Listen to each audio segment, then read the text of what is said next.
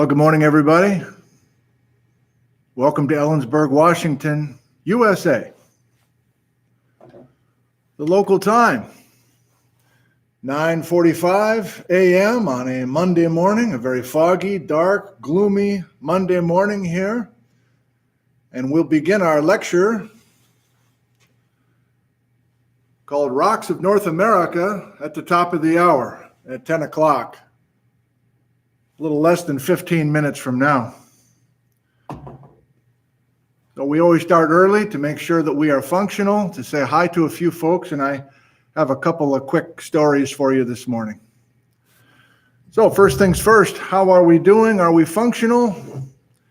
And where are you viewing from this morning, this afternoon, this evening, tomorrow? The Geekus in Alabama, Liberty Lake, Washington, that's Glenn. The UK, Malcolm, hello. Sounds good, that's great. Still don't have the wireless mic, whatever. Hello from Stone Rose, says Greg. Wilbaugh, Montana. Thur.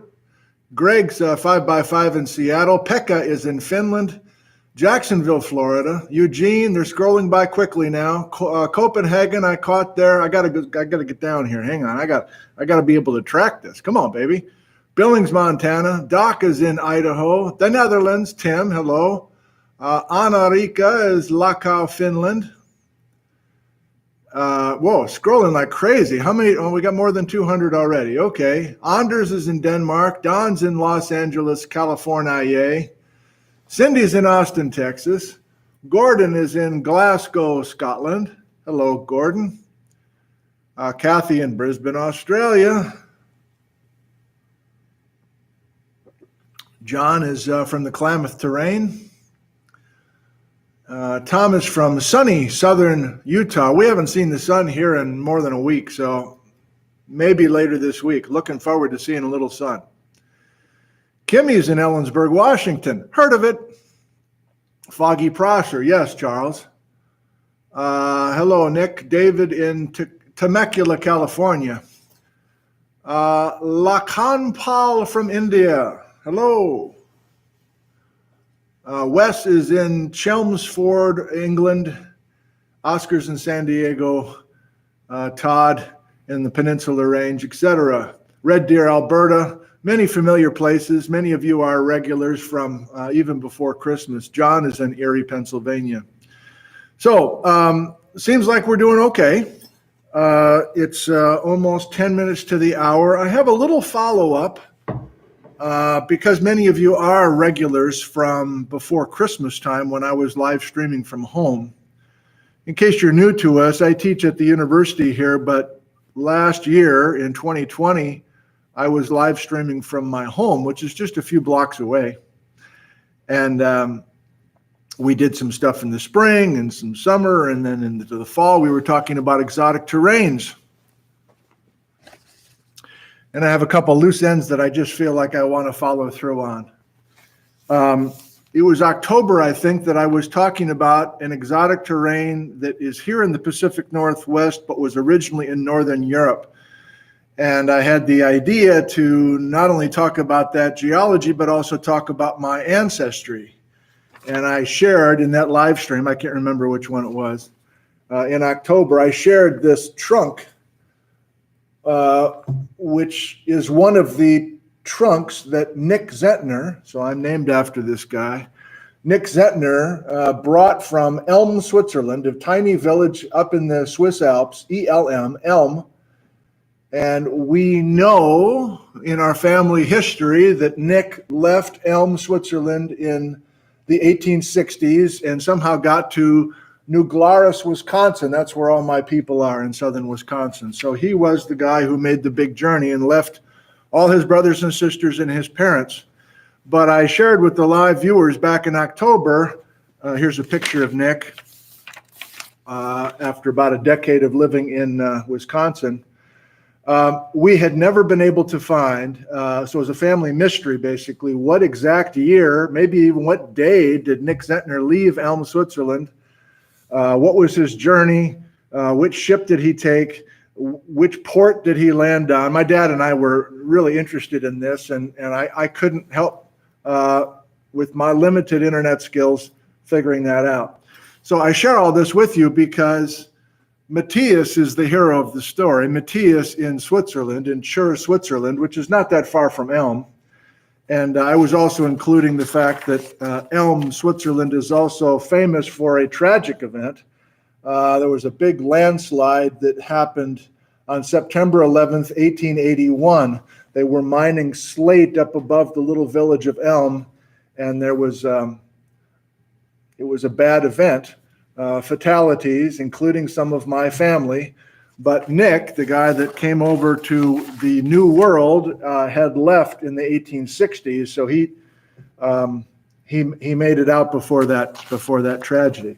I share all this with you because Matthias was watching live that day. Matthias might be with us, I'm not sure.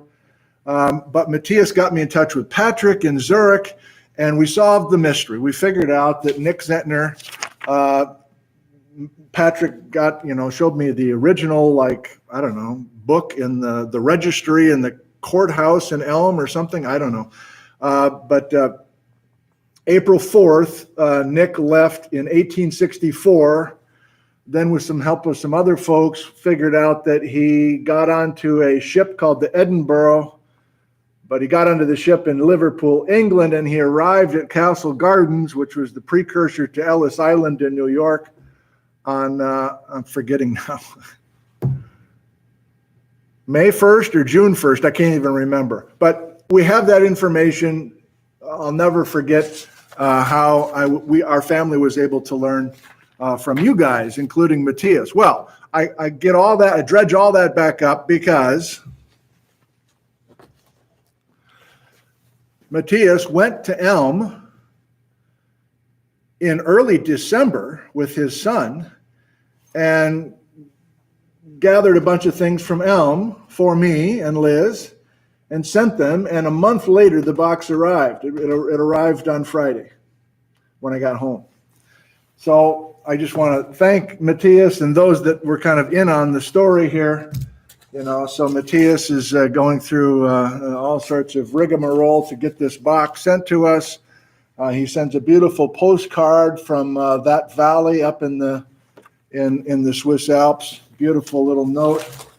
Matthias sends a scarf. So he bought some souvenirs for us, basically, from Elm, or at least the Canton Glarus. This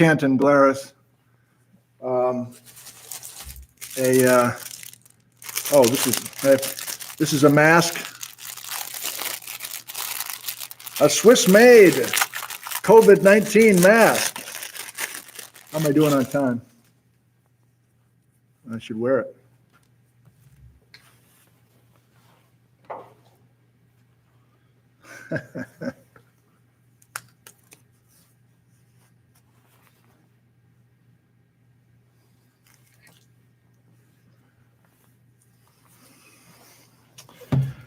A book in Schweizerdeutsch, in Swiss German, that I won't be able to understand, but I appreciate the. So this is talking about the tragic 1881 rock slide, and some of my immediate family was impacted by that event.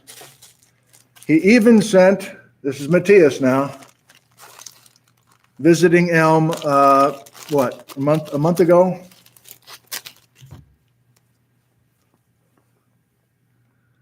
Slate from Elm, probably part of the landslide in 1881.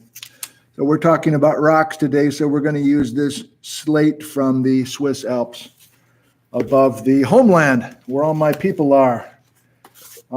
He even included some Bernbrat bread.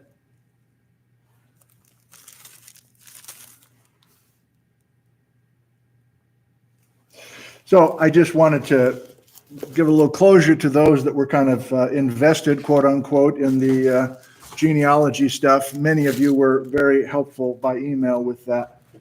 So thanks to Matthias. And wait, there's one more thing.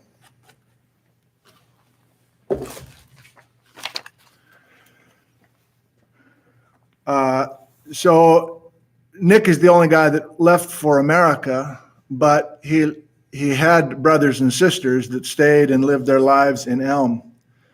And he had a brother named Gilge. I don't know how to pronounce it. Gilg. I forget the full name, but went by Gilge or Gilg.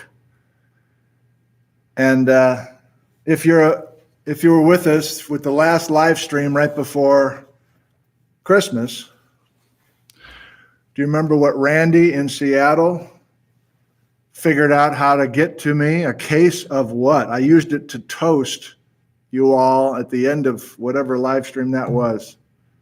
Z.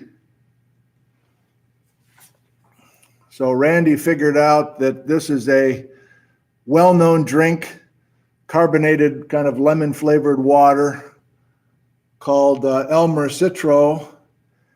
And Randy sent a note and said, I noticed that there was a Zentner involved in the founding of this company back in the late 1800s. Nick's brother. I can't believe it. This is my great-great-grandfather. I'm not flipping you off. This is my great-great-grandfather. So what was my great-great-uncle? Grand-uncle? Whatever. But part of the immediate family founded this company, and it was eventually sold to Nestle's and Ricola or whatever. I don't know. So I wanted to share that with you. So thanks to Randy and Matthias in Chur, Switzerland, and Patrick. I still owe you some photos. Patrick, if you see this, I still owe you some photos with some IDs of the people in the photos. I'll get there real soon, I promise. Okay, that's what I wanted to share with you. Let me check my email real quick.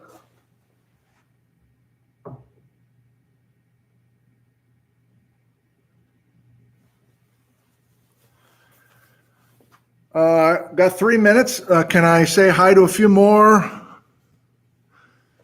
Make sure we're okay. Give you a chance to jot down your notes for today. I'll kind of stay out of your way here. We're still 5x5, says Tool again. That's great. The foothills of California. Hello. Claire went to Chur a few years ago. Pat Miller, good morning. Algeria. Yeah, I've made contact with a bunch of geology students in Algeria, following some of them on Instagram. Great to have you guys with us this morning. It's a thrill to have people from Africa with us. And Squim, same difference. Squim, Africa, same level of thrill. Deja Fu from Little Rock, Arkansas. Kyle's from Monetta, Virginia. Another Virginia, Robert. KTM Gurley is in Manchester, UK. Yeah, geologist from Algeria, the other side of the world. Yeah, that's damn right. Damn right. All right. Nina's in. Nina says Bernbrot is a Swiss version of fruitcake. I didn't make that. Yeah. Oh, God. Thanks. I didn't really get the joke there. If it kind of was a joke. Okay. We've got business to take care of. I got 1 minute. Give me a chance to get my head right, if you would. You can see the whole board. Lighting's a little different. Playing with it. Mic is still the old school mic. I've got a new camera coming. Who knows how long it will take for that to arrive. Thanks for joining us this morning. We will begin in 1 minute.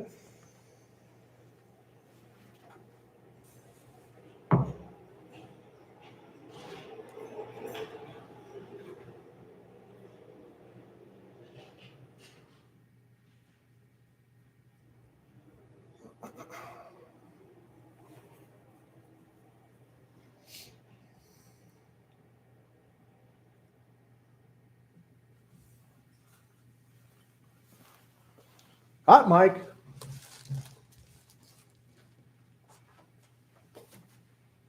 Hot mic.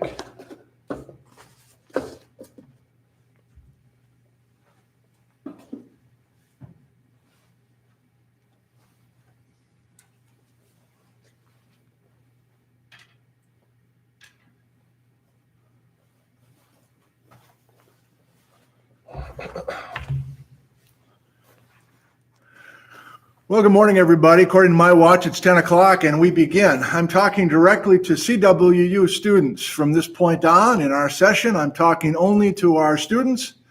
We have many townies from around the world, but you know that I'm directing my focus on you, and I look forward to seeing you a week from tomorrow.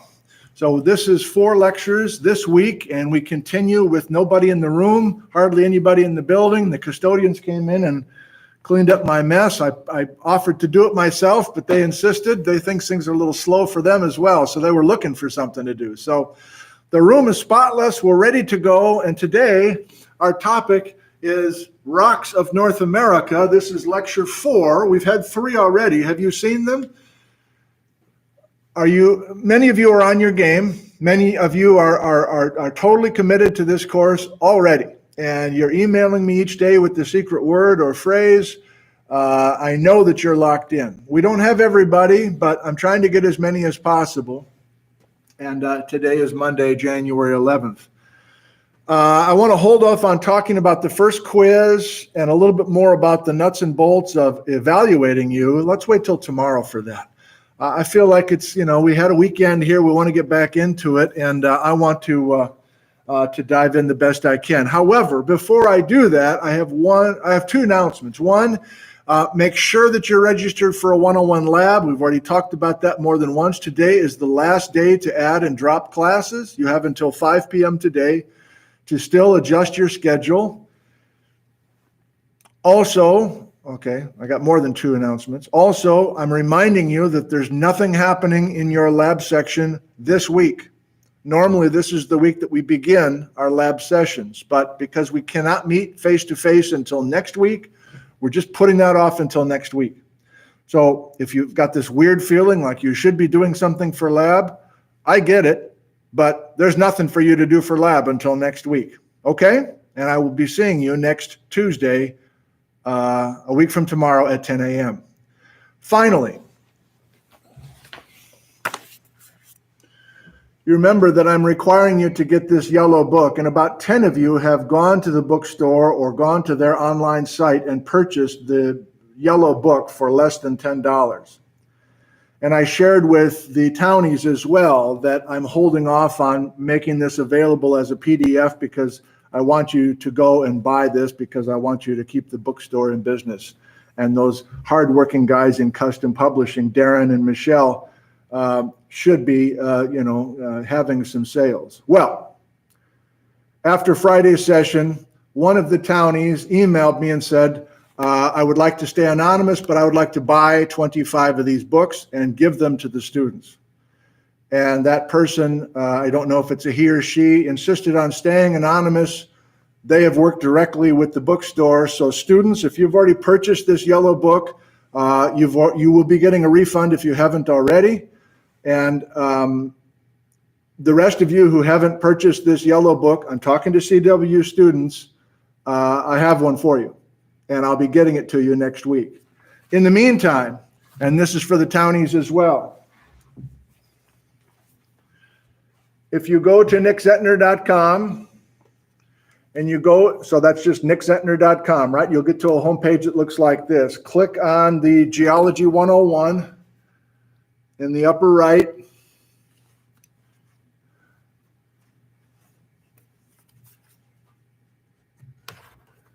You get to a page that looks like this, and I have now added, currently right now, the yellow book is available as a free PDF for everybody. Since the anonymous person bought the yellow books for everybody, now I can just free this up and not feel bad about it. So you can go there, townie, you can go there, paying customer, and just get that book for free for the rest of the week since I won't be seeing you in person until next week. Finally, if you're a townie, you know how to get the free PDF, but you still want to buy this thing. You want this yellow thing right in your lap. If you're in North America, by midweek, this can be ordered and sent to you if you really want to. I mean, it's just 50 pages of hand-drawn little cartoons. I mean, it's not that big a deal, but I saw so many comments. People really want to buy this book just basically to help out Stay tuned, but by midweek, I'll let you know how to order this for your very own. Okay, enough of that. Let's get started. Ready? Last time, we were talking about determining absolute ages of rocks, and we used this pink granite as an example. And we were talking about minerals inside of this granite. We were talking about half-lives. It was a challenging lecture. It's a lecture that trips people up sometimes, especially when it's time to evaluate. But I want to get away from the abstract today, and I want to actually apply. Remember, that's one of the goals from day one, is to apply information, not just acquire information in a vacuum, but use it immediately. And so today, I want to go to our continent, and I have goals for us today. The main goal is to talk about some general rules, and there's plenty of exceptions to the rules, but the general rules about where we find different kind of rocks in North America. It's not random. First major message. The more you study Mother Nature, the more you realize it's not random. I don't do much environmental geology, but I guess I am right now. These natural systems are fine-tuned. They are very delicate. There's lots that's been engineered. Whoever made this planet did a hell of a job. And a theme we'll keep coming back to is the more you look into a natural process, the more respect you have for it, because it is so complicated and so elaborately engineered. And that even can be said for rocks. There is a pattern. There is a pattern to where you find different kinds of rocks in North America and all 7 continents. Yes, there are exceptions, but this is 101, still kind of the first week of 101. We can do some basic talk about what the general pattern is for different kinds of rocks in North America. That's where we're headed today. Okay. To start, let's actually do a little bit of stuff from lab, a little bit of kind of a sneak peek for what you'll be doing in lab, because you'll be holding these rocks in your hand. You'll be actually learning how to identify different kinds of rocks. And so you'll hear a little bit of this again once we get over to lab. But for right now, let's go ahead and make some messages.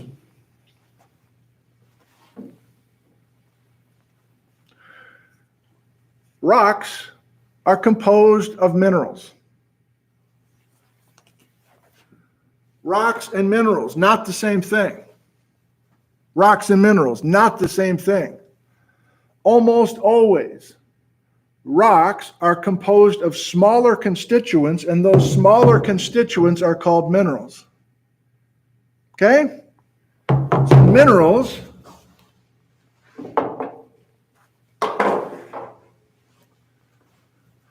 are almost always small specks inside of larger things called rocks. And we have different kinds of rock just because we have different combinations of common rock-forming minerals. Minerals and rocks, not the same thing. Now, it gets confusing to many because in unusual situations, as I was showing you last time, minerals can freakishly grow very large. It is unusual. It's a frickin' circus, man. It's a freak show when you get minerals to grow large enough to be as big as rocks.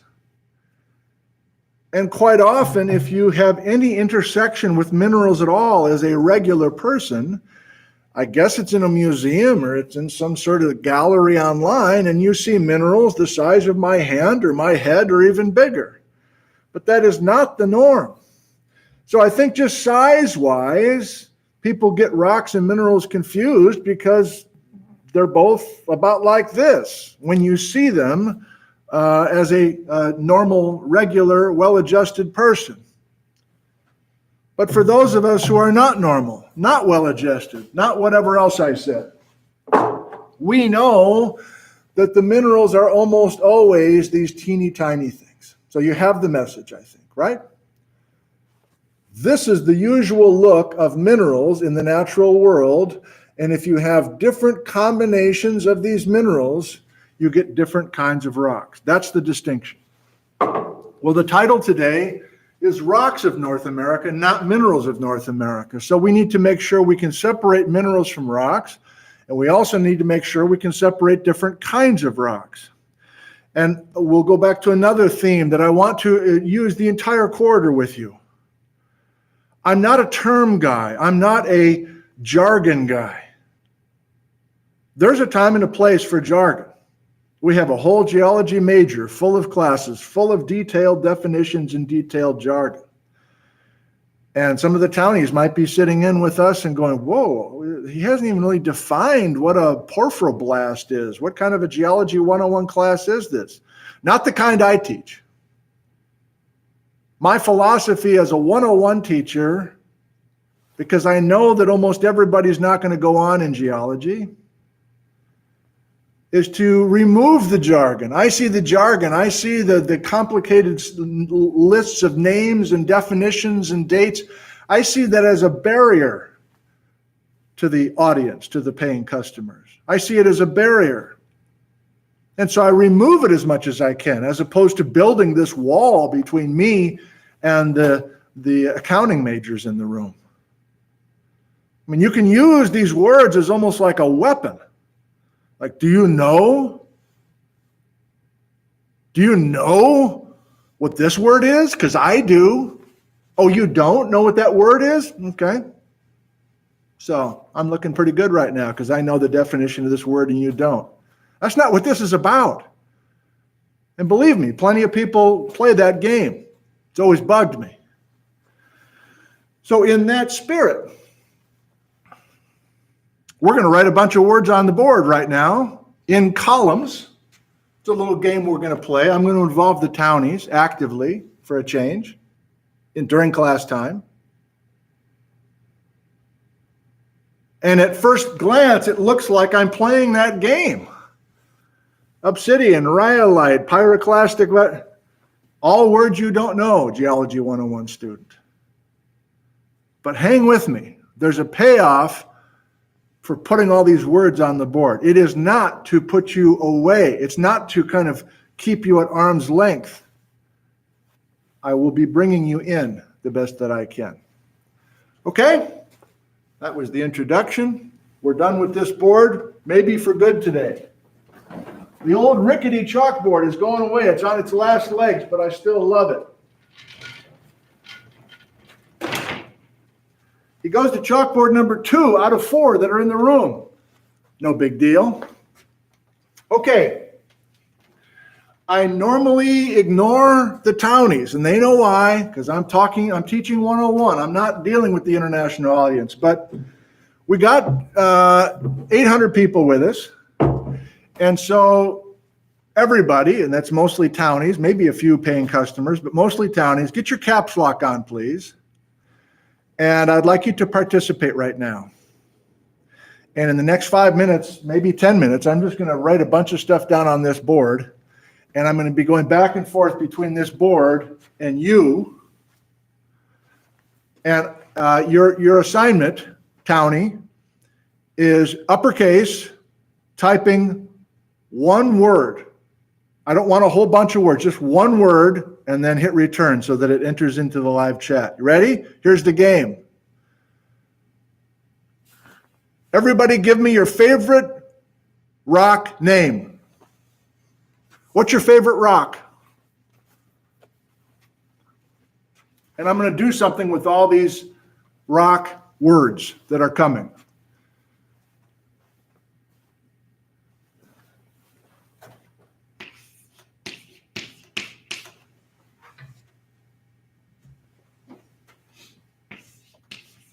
I got to go lowercase. I'm going to run out of room.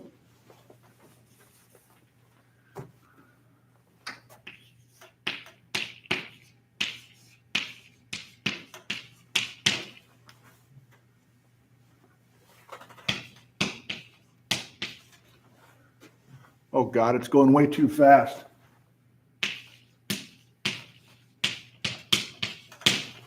Thank you for playing.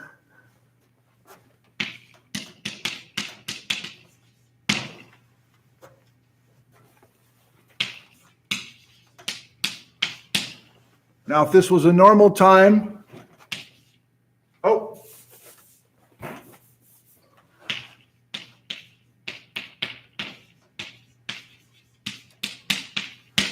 if this was a normal time, I'd be having people shout stuff out.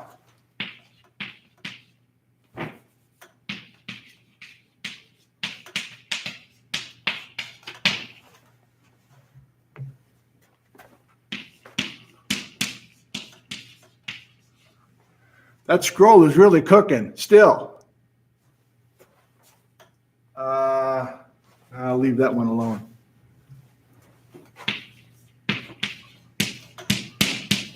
Some of you know what I'm doing already. This is kind of fun.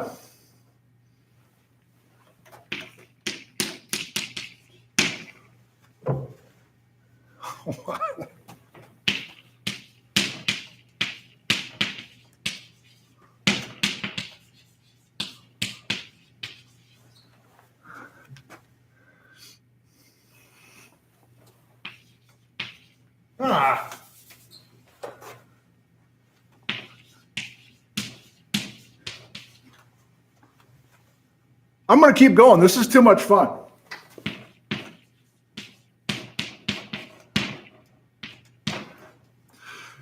There's a payoff. Oh, we're slowing down. That means you're out. I already missed yours a bunch of times.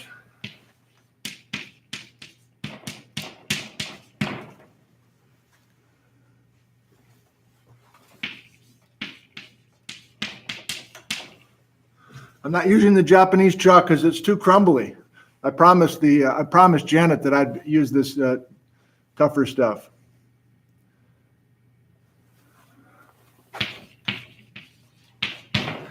We'll do a couple more. This is after a certain point, it gets obnoxious, I suppose.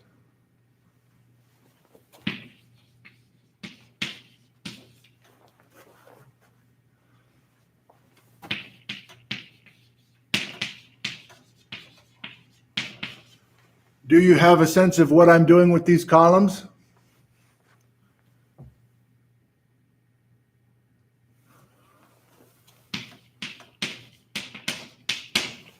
Okay, one more.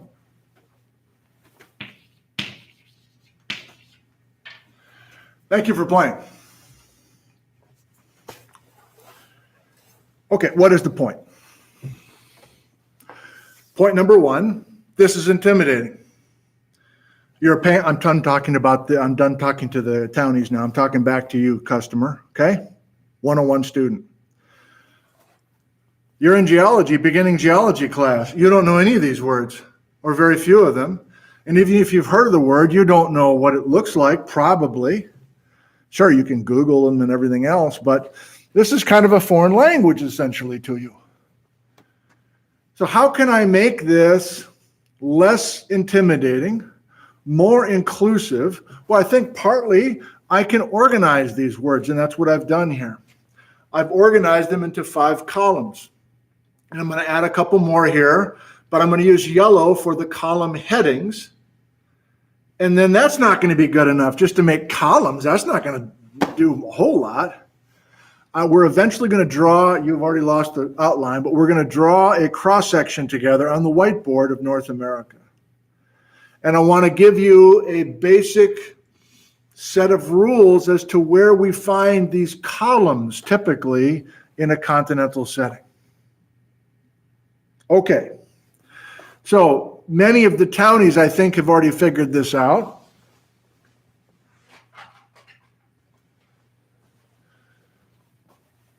But I have created 5 columns. If you recall last time, we had elements in different combinations to make minerals. From the lecture last time. Do you remember some of those elements? Let me add a few more. K for potassium. AR, capital AR for argon. Elements. Aluminum, silicon, oxygen, gold and silver. Those are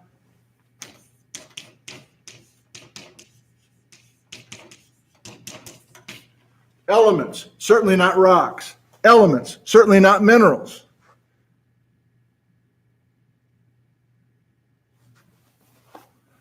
These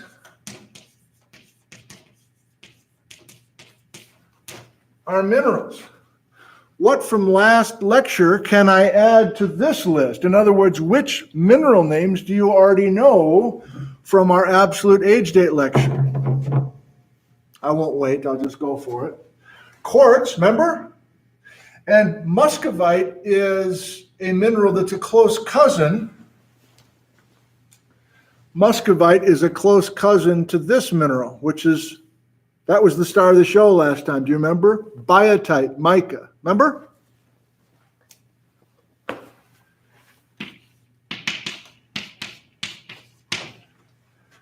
And plagioclase feldspar was one of the feldspars that we used last time as well. Still not to the main topic today, because this column and this column of words, of terms, of jargon are not rocks. But as I started with, we have different combinations. There's more than 2,000 minerals in nature, by the way. Not all of them super common, but we have more than 2,000 minerals in nature. And yes, some of them grow extremely large. We've already looked at these beautiful garnets, but again, that's a circus sideshow to have these minerals grow large like that. We're finally to our target today. And this is elementary school now. Are you ready? What are the 3 rock types that exist on planet Earth? Like if we truly have a rock that's handed to me, I got 3 bins. An igneous rock bin, a sedimentary rock bin, and a metamorphic rock bin. And I only got 3 choices. You give me a rock, it's going into the igneous, sedimentary, or metamorphic bin. Those are the only 3 rock choices that we have on planet Earth.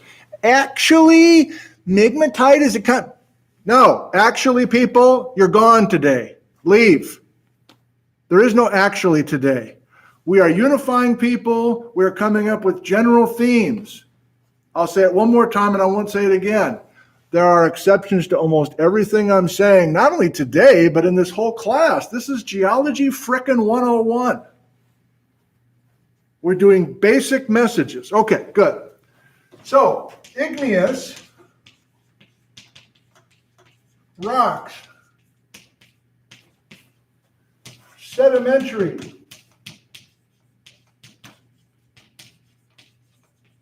rocks,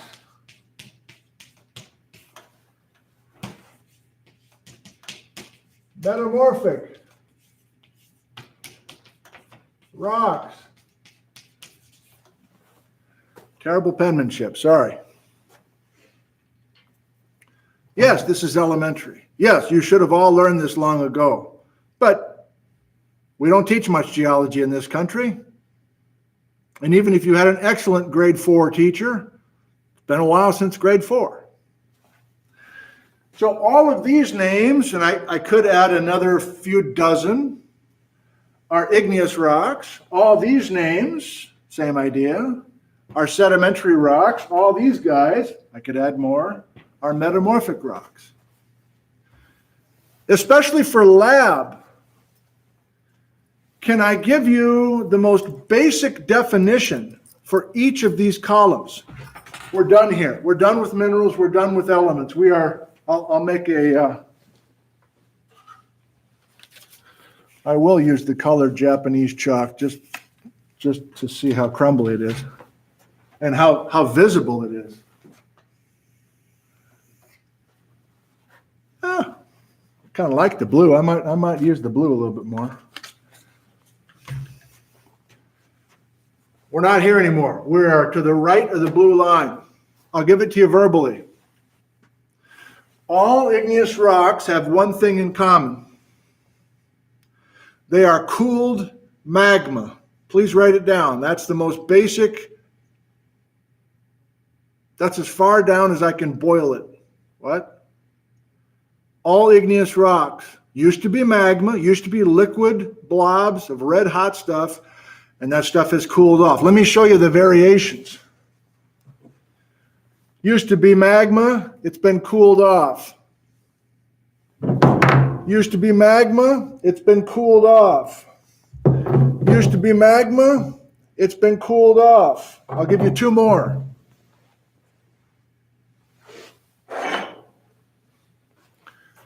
Used to be magma, it's been cooled off. Countertop. Used to be magma, it's been cooled off. Okay. Now, can I give you a practical skill? I'm saying all these guys, different colors, different densities, different locations, etc., they all used to be cooled magma. That's why they're all called igneous rocks. But can I give you a practical tip on how to identify them in the lab in a couple of weeks? Yes, I can. Develop an eye, please. You'll hear this again in lab. Develop an eye for fresh, sparkly minerals. I know those are not scientific terms. It's my choice to teach it this way. Develop an eye for minerals that are fresh and sparkly. The lighting is not perfect for this, but if I had a brilliant sun, God, I'd love to have a brilliant sun this week.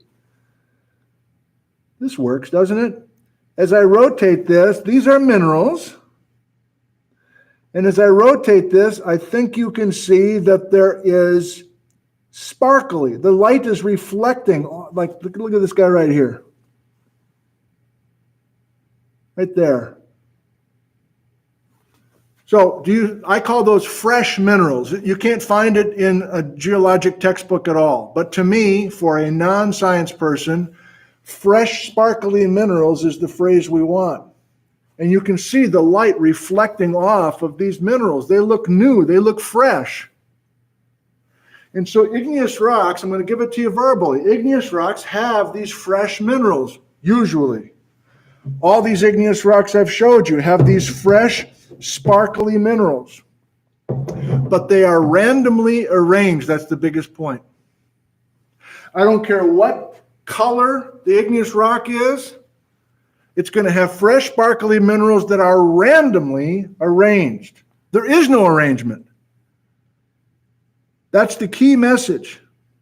Fresh, sparkly minerals, but they are randomly arranged because this liquid is simply losing its temperature and the minerals are interlocking like puzzle pieces.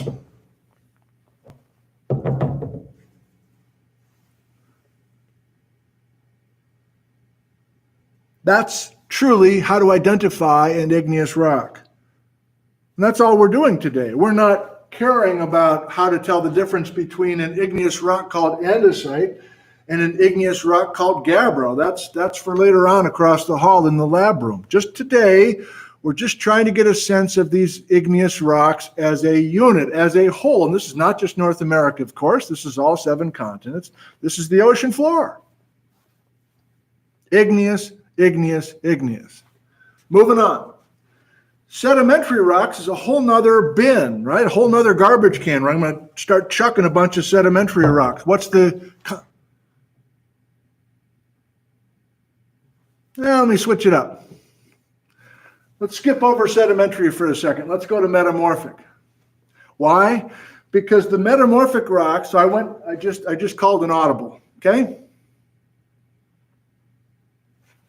I went directly from igneous to metamorphic because metamorphic rocks also have this fresh, sparkly minerals. Now that we have the concept of fresh, sparkly minerals, I'm showing you igneous, metamorphic rocks also have fresh, sparkly minerals because of the incredible temperatures involved.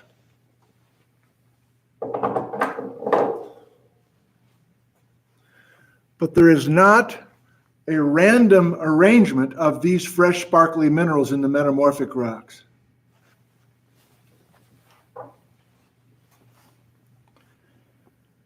Fresh, sparkly minerals randomly arranged, that's igneous. Fresh, sparkly minerals that are organized, not random, but organized. And I want to avoid the word layers, please. Layers is confusing.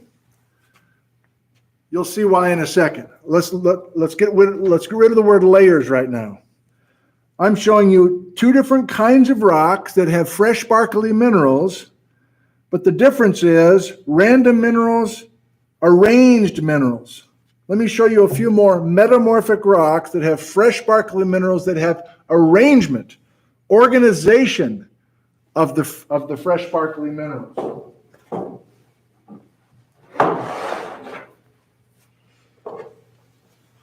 Again, the lab room's right across the hall, so I'm just walking back and forth and grabbing stuff. You want to see a few more metamorphic rocks? Oh, we got the one from Switzerland, too.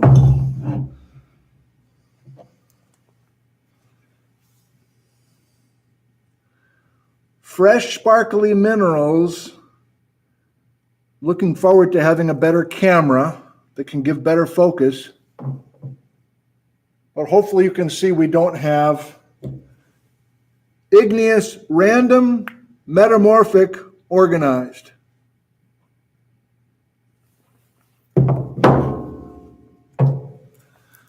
Igneous, random, metamorphic, organized. Can you see that all these biotite micas have kind of a planar arrangement? Maybe not super obvious to you. Let's get one that's really obvious. Damn, son. Beautiful metamorphic rock that's been cut by a rock saw. This is about as obvious as you can get with fresh, sparkly minerals that are clearly organized from the Appalachians. Can you get your eye away from the eye candy, which are the garnets, and can you look at the rock itself? It's a schist, which is also a metamorphic rock. Not even worth it, maybe. Minerals are so small that we can't really see them, including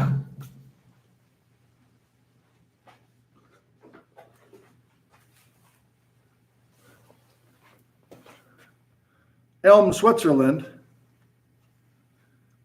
Minerals are too small to see, but hopefully you can see that there is an organized nature to these fine minerals. Slate. Tragic.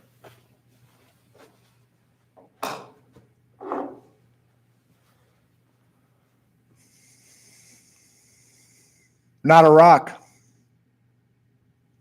It's a mineral. It's quartz. It's a quartz crystal. Oh, I love quartz crystals. I get healing powers from the quartz crystals. Okay. Not a rock. Belongs in this category right here. Okay, I'm going to pick up the pace just a touch to finish things out because I want to get to our sketch that we're about to draw together. Finally, what's left? I called the audible and jumped from igneous to metamorphic. We have one more column. And here, we don't really have the fresh, sparkly minerals. I'm sorry. I'm a little too loose this morning. What was the basic definition of igneous? Cooled magma. What's the basic definition of metamorphic rocks? Changed rocks. Rocks that used to be something else but have been changed. Let's come back to that. I don't like my audible now. Let's go back here. Here's a basic definition for all sedimentary rocks, as simple as I can make it. All of these sedimentary rocks are sedimentary, which means they are composed of cemented fragments. If you are a sedimentary rock, you are composed of fragments, pieces of other rocks. And those fragments are not loosely held together. They are glued together by Mother Nature. They are cemented. All of these sedimentary rocks are made out of fragments of different sizes, and they've been cemented together. I showed you this one last time. This is a breccia, not on our list. Doesn't matter. Fragment, fragment, fragment, fragment, fragment from different parts of the mountain somewhere, brought together by some sort of event, and then glued together, cemented together. Visualize this, please, for all sedimentary rocks. However, most sedimentary rocks have fragments that are too small to see. But if you get at a microscopic level, you can see those fragments that are glued together.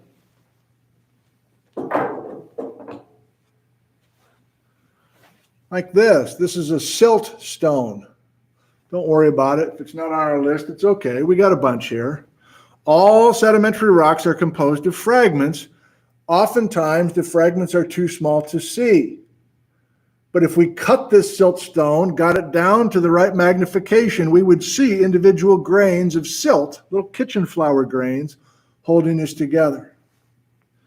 So if there's not fresh, sparkly minerals to look for to identify a sedimentary rock, is there any hard and fast rule we can use to identify sedimentary rocks? Yes. If you can find a fossil, fossilized leaf, fossilized shell, fossilized bone, it's a sedimentary rock. There's so much heat and pressure to make igneous and metamorphic rocks, fresh sparkly minerals, that those fossils cannot survive. Actually, no. So fossils, we're loaded in leaf fossils here in central Washington.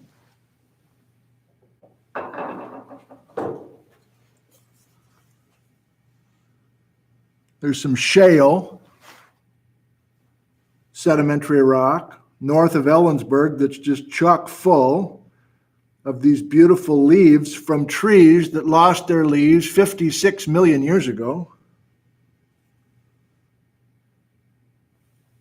I've already showed you this fossiliferous limestone from Ohio, but same idea. So you don't have to be a fossil expert, 101 student, to be able to kind of develop an eye for fossils, right? You can find a bone or a leaf or a shell. If you see any of those, you know you got a sedimentary rock. Couple final things, and then this is where I usually ask for a bunch of questions and we go back and forth. It's just not possible till next week. And it take us a while, I think, to kind of get into a little flow and have you kind of trust that I'm not going to embarrass you and all that sort of thing. And I'll have to be patient. I won't be patient, but I'll try to be patient to get a kind of a conversation going with you during class time, which is not common, but that's the way I like to operate with students. And it's going to be 20 of you. It's not going to be many. So we'll have our challenges, but I will do my best to make you comfortable and secure so that you can think out loud and we can work together. Last comment, then we're going to draw. 3 major rock types on planet Earth in North America, 3 major rock types. We are about to draw a picture on the whiteboard to show where are igneous rocks typically found in North America. Where are these found? Where are these found? Is there a pattern? Yes, there's a general pattern. And it's going to take us much of the quarter to totally understand that pattern. But there is a pattern. But before we draw, I want to just double back and make sure you've got a couple major messages because I was a little disjointed there. All igneous rocks used to be magma, liquid rock, liquid magma that got cooled off. Cooled magma, igneous. Sedimentary rocks are composed of fragments from eroded mountain ranges, let's say. Eroded other places. So there are fragments of different kinds of rocks that have all been swept together, glued together, and made into sedimentary rocks. Metamorphic rocks, this is new, metamorphic rocks, each of these metamorphic rock has a former life. Each of these metamorphic rocks used to be a sedimentary or an igneous or even a previously existing metamorphic rock. But because the temperatures and pressures are so high, the limestone can't stay a limestone anymore. New minerals grow in that new metamorphic condition, and we develop a marble. We have a full lecture on metamorphic rocks, so let's not go crazy here. But I guess I will do this. If you take a sedimentary limestone and you add a bunch of temperature and pressure, it becomes a metamorphic marble. If you take a sedimentary shale and you add enough temperature and pressure, it becomes a metamorphic schist.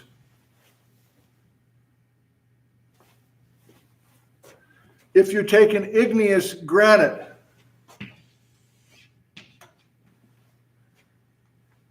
and you add temperature and pressure to the igneous granite, it becomes a metamorphic gneiss. So yes, there's a rock cycle, and you can get some sort of middle school, whatever. This is the way I teach it, and I try not to belabor it, even though it feels like I am. Okay, we're moving on. Ready? Last thing today. We have 8 minutes. I want to draw with you, and I promise I'm not going to go over again. I really didn't want to go over it at all, so I'm not going over this time. I just want to test how this works. So we're going to draw together, and if I don't like the reflection or the focus, I'm just going to jip this, and we're going to erase the board and do that. But let's give this a try. This is a cross section of North America, our continent laying on its back, essentially.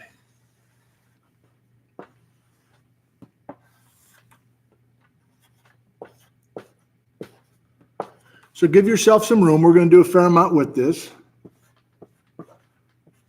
I'll say that phrase every once in a while. That just means give yourself a full page or half a page in your notebook, because we'll be labeling and doing some other things with it. In other words, this isn't, when I say give yourself some room, we're going to do a lot with this, it means I'm probably going to be at this for 10 minutes or more, which means it's probably a significantly important diagram. And not all the diagrams are in the yellow book. Okay. North America, a continent. North America, that's Canada, US, and Mexico. New York City on the east coast of North America. I'm US-centric, of course. San Francisco, California on the west coast of North America. Now, if you're an excellent note taker, you're not only jotting down what I'm drawing here, but it'd be great if you were in a habit of drawing down the purpose of the diagram. I know this is just for the A students, but I think it's important. I'll always say why we're doing something before we do it. I've already said why we're doing this, but let me try it again.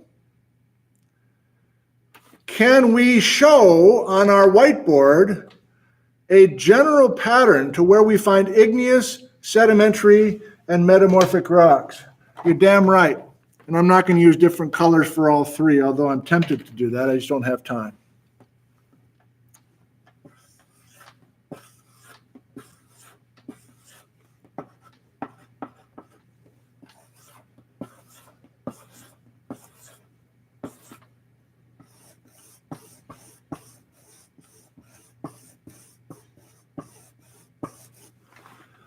What is this guy doing?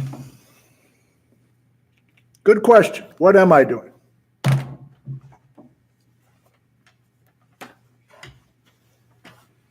Ready? Generally, where do we find igneous rocks in North America? We find igneous rocks at the coasts, at the margins of our continent. And yes, all 7 continents. What are these circles? They're magmas. I've always meant to hire an animator for this. Never have. Be nice just to have a simple animation showing this blob of liquid magma rising, eating its way, coming up from below and melting crust. And in the case of the West Coast, here in the Pacific Northwest, that liquid magma in animation form gets to the surface, and actually we get this little tiny, little cute little volcano, man. And we got little puffs of steam, and we have eruptions every few centuries. Full lectures on that coming when you're here. That's at the coast. There's another serious place with liquid magma blobs rising at the east coast of North America. New York City, Washington, D.C., Orlando, Florida, etc. But notice I do not have a volcano on the sketch because there aren't volcanoes on the east coast of North America. I don't know if you've been back there, 101 student, but they're not there. You grew up in Washington. Maybe you assume that all mountains are volcanoes. They're not. Maybe you assume that volcanoes like we have, Mount Rainier, Mount St. Helens, maybe you assume those are everywhere. They're not. They're actually quite rare. But we have them here because we have an active magma system. Our igneous rocks are still being created. There's plenty of cooled magma from olden times when our liquid magmas have lost their heat and become igneous rocks. But there are still some active magma bodies that are active right now, active beneath Rainier, St. Helens, Shasta, whatever. But the volcanoes that, yes, used to stand, the active volcanoes that, yes, used to erupt above Boston, above Philly, above Atlanta, are no longer there. They stopped erupting and they were physically eroded. But the evidence we have for that volcanism are these incredible batches of granite, essentially. Igneous rocks, boom, boom, coastal stories. Sedimentary rocks. Fragments of things glued together, cemented together. Typically found in, here we go, layers. But that word layer, I would like to use the word layer only on the scale of the Grand Canyon. I don't like the word layers here on this scale because it's confusing. I know we would call these layers normally, but let's not confuse ourselves. Let's not call these layers inside of a metamorphic rock. Instead, let's reserve the word layer only for standing on the south rim of the Grand Canyon, looking across to the other side and seeing these amazing layers of sedimentary rocks draping across the North American interior. So the rule for our continent and all continents is that sedimentary rocks are typically found in the interior of a continent, not the coast, but in the interior at the surface. And you'll notice I've drawn dozens of these layers. And those layers collectively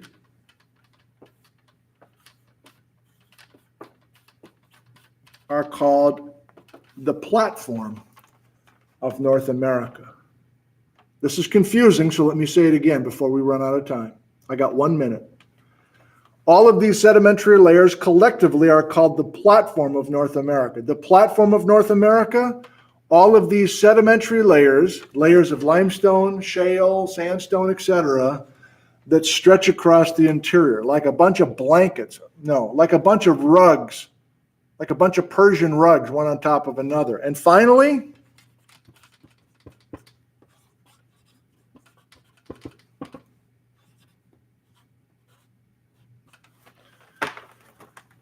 generally metamorphic rocks are found in the subsurface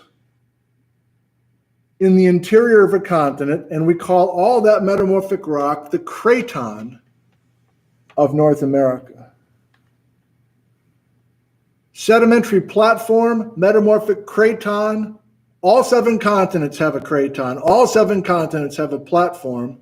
The igneous rocks are typically on the margin. Last 10 seconds. I'm not satisfied with just showing that to you. I will only be satisfied if we explain why. Why the platform? Why the craton? Why the igneous? There are stories there, and we'll get started on those stories tomorrow. Thank you, 101 students. Thank you for joining us. 10:50, over and out. Have a nice day. You made it to the end.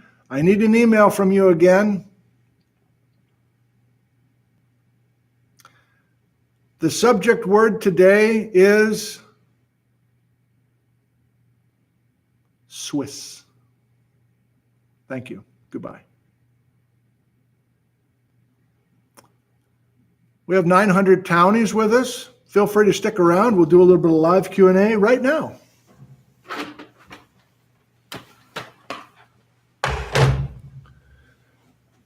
Back to the uppercase, if you wouldn't mind, and I'll try to answer a few questions for you. I'm out of rock samples. I pretty much showed you everything I have here this morning.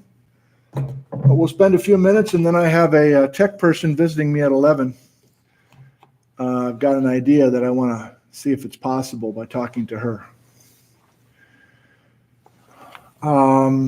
If I'm holding a gold if I'm holding a gold nugget in my hand, am I holding an element or a mineral? You're holding an element. Gold is on the periodic chart. Gold is an element.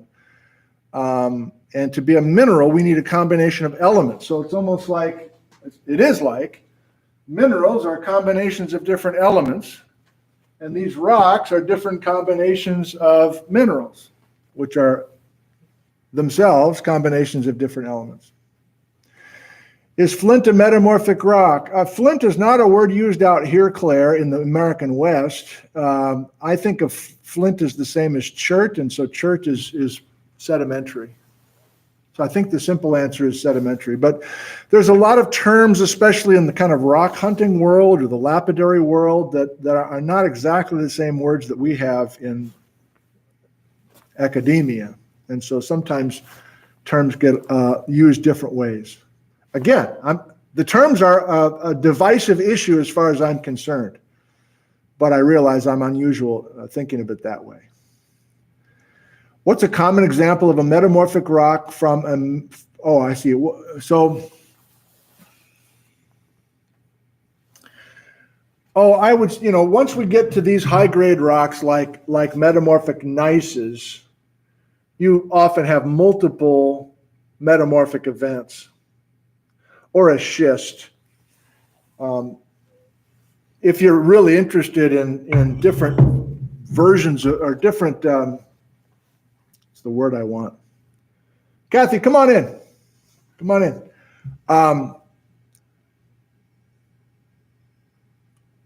I did an exotic terrain session on Mount Stewart granite and Chihuahua schist, and the schist had 3 different rounds of metamorphism.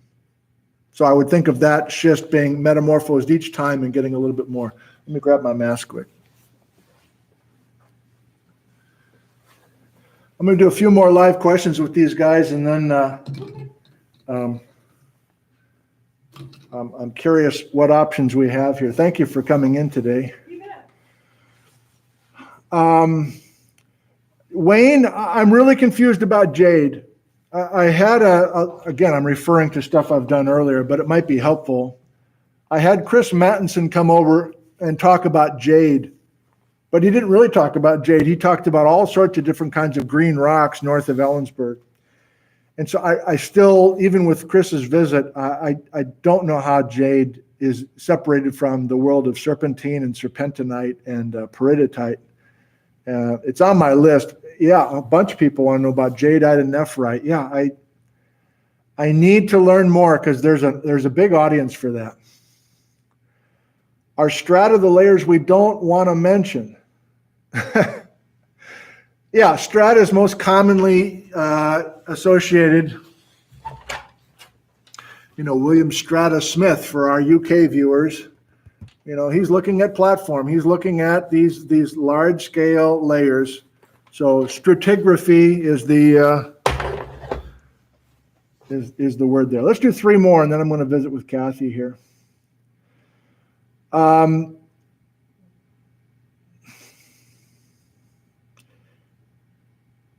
Shalto 142. Does the fresh sparkly minerals imply crystalline structure to the minerals? It typically implies cleavage planes, which we'll talk a little bit about in here, and I'll talk more about with these students in lab. But some minerals have naturally flat surfaces called cleavage planes or cleavage surfaces. And so that sparkliness, so here's a mineral, whoops. Here's a mineral, right? Damn. Called biotite mica. So you can see that it's these cleavage surfaces that are going to reflect light and be kind of quote unquote sparkly. But even now that I say that, and now that I think about it, even quartz, which does not have cleavage, has a sparkly nature to it. One more. Terry. Actually,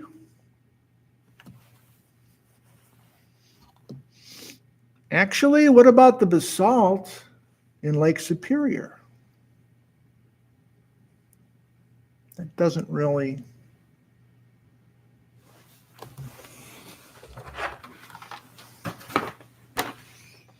Actually, there's some basalt in Lake Superior.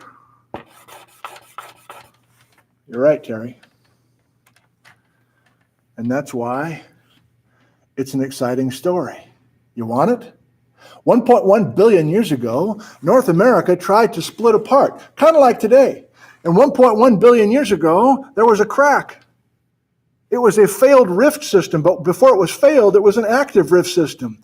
And oceanic mafic magma came up through that crack and got to the surface, something we called the mid-continent rift, dated at 1.1 billion years ago, but it failed. We normally do not have igneous rock in the interior, Terry. And so when we do have igneous rock in the interior, we know it's an exception and therefore an exceptionally interesting story. This is 101, and we are setting the table for interesting stories. So to understand the freaks, we need to understand the normal people. Sometimes it's easier to understand the freaks than it is the normal people. And with that, I say thank you for joining us. Hope that you come back tomorrow. We're talking about something. I don't remember what it is. Maybe metamorphic rocks. Thank you. I got to go. See you later, and goodbye.